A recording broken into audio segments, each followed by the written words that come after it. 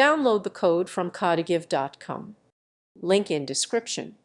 To create an Atari breakout game using JavaScript and the Phaser framework, start by setting up your development environment, including installing Phaser. Begin by initializing a new game instance, defining the game's dimensions and physics settings.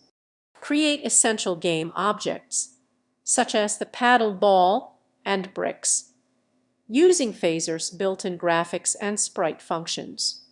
Implement the game's main loop, where you will handle user input for paddle movement, typically using keyboard or mouse events. Next, establish collision detection between the ball and the bricks, paddle, and game boundaries. When the ball hits a brick, remove the brick and update the player's score.